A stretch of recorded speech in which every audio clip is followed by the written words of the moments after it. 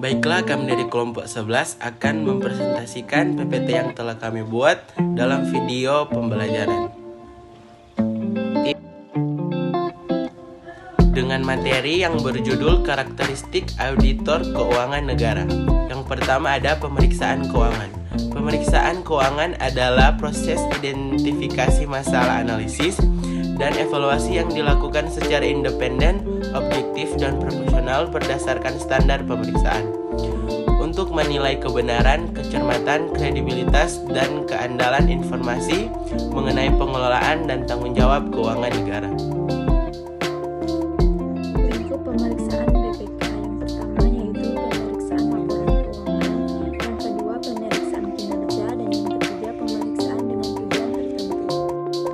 Tujuan pemeriksaan keuangan yaitu memberikan keyakinan yang memadai apakah laporan keuangan telah disajikan secara wajar dalam semua hal yang material sesuai dengan prinsip akuntansi yang berlaku umum di Indonesia. Selanjutnya yaitu ada tujuan laporan keuangan. Pelaporan keuangan pemerintah seharusnya menyajikan informasi yang bermanfaat bagi para pengguna dalam menilai akuntabilitas dan membuat keputusan baik keputusan ekonomi, sosial maupun politik. Kemudian tujuan laporan keuangan yang pertama yaitu menyediakan informasi tentang sumber, alokasi, dan penggunaan sumber daya keuangan.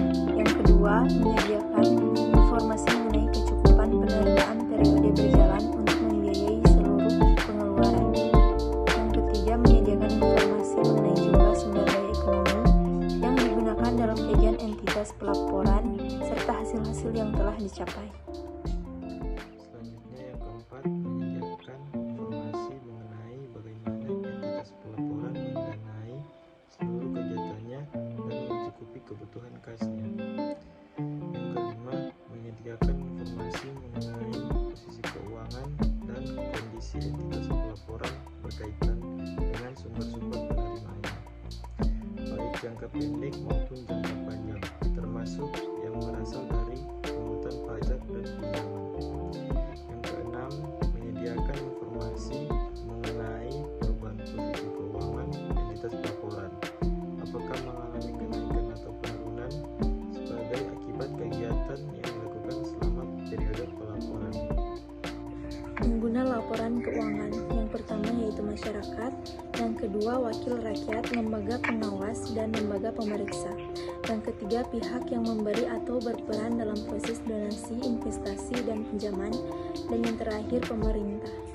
Kemudian dasar hukum pemeriksaan keuangan.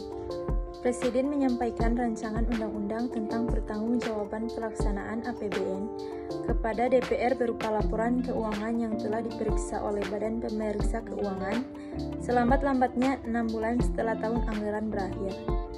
Pasal 30 ayat 1 Undang-Undang Nomor 17 Tahun 2003.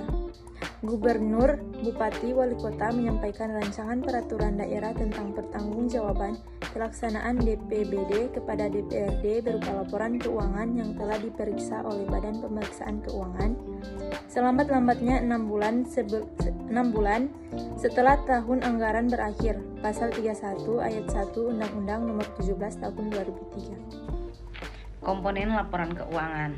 Yang pertama, laporan realisasi anggaran atau LRA. Yang kedua, laporan perubahan saldo anggaran lebih atau laporan perubahan SAL. Yang ketiga, neraca. Yang keempat, laporan operasional atau LO. Yang kelima, laporan arus kas atau LAK. Yang keenam, laporan perubahan ekuitas atau LPE. Yang ketujuh, catatan atas laporan keuangan atau CALK. Selanjutnya, tahapan pemeriksaan keuangan. Yang pertama, perencanaan pemeriksaan. Yang kedua, pelaksanaan pemeriksaan. Yang ketiga, pelaporan hasil pemeriksaan. Selanjutnya, perencanaan pemeriksaan. Yang pertama, pemahaman tujuan pemeriksaan dan harapan petugas. Yang kedua, pemenuhan kebutuhan pemeriksaan. Yang ketiga, pemahaman atas entitas. Yang keempat, penentuan tindak lanjut laporan hasil pemeriksaan sebelumnya. Yang kelima, pemahaman sistem pengendalian intern. Yang keenam, pemahaman dan penilaian risiko. Yang ketujuh, penetapan materialitas awal dan kesalahan tertolerir. Yang kedelapan, penentuan metode uji petik. Yang kesembilan, pelaksanaan prosedur analisis awal. Yang ke-10, penyusunan program pemeriksaan dan program kinerja perorangan. Selanjutnya pelaksanaan pemeriksaan. Yang pertama, pelaksanaan pengujian analisis. Yang kedua, pengujian sistem pengendalian intern. Yang ketiga, pengujian substantif atas transaksi dan saldo akun. Yang keempat, penyelesaian penugasan, review kewajiban kontingensi, review kontrak jangka panjang, identifikasi kejadian setelah tanggal neraca. Yang kelima, penyusunan ikhtisar koreksi. Yang keenam, penyusunan konsep temuan pemeriksaan. Yang ketujuh, pembahasan dengan pejabat entitas yang berwenang. Yang ke-8, tanggapan resmi dan tertulis. Yang ke-9, penyampaian temuan pemeriksa. Selanjutnya, pelaporan hasil pemeriksaan. Yang pertama, penyusunan konsep laporan hasil pemeriksaan. Yang kedua, pembahasan konsep laporan hasil pemeriksaan dengan penanggung jawab pemeriksaan. Yang ketiga, penyampaian dan pembahasan konsep laporan hasil pemeriksaan dengan penjabat entitas yang berwenang. Yang keempat, perolehan surat representasi. Yang kelima, penyusunan konsep akhir dan penyampaian laporan hasil pemeriksaan. Selanjutnya yaitu metodologi pemeriksaan. Bukti audit yang kompeten harus diperoleh melalui yang pertama inspeksi, yang kedua pengamatan, yang ketiga pengajuan pernyataan, dan yang keempat yaitu konfirmasi sebagai dasar memadai untuk menyatakan pendapat atas laporan keuangan yang diaudit. Selanjutnya ada metodologi pemeriksaan.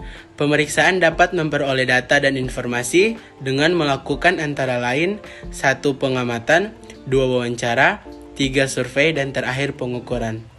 Dalam menentukan metode perolehan data, pemeriksa menggunakan pertimbangan proporsional. Apabila diperlukan, pemeriksa dapat menggunakan tenaga ahli untuk membantu perancangan metodologi perolehan data dan informasi. Sekian dari presentasi kita kelompok 11. Terima kasih.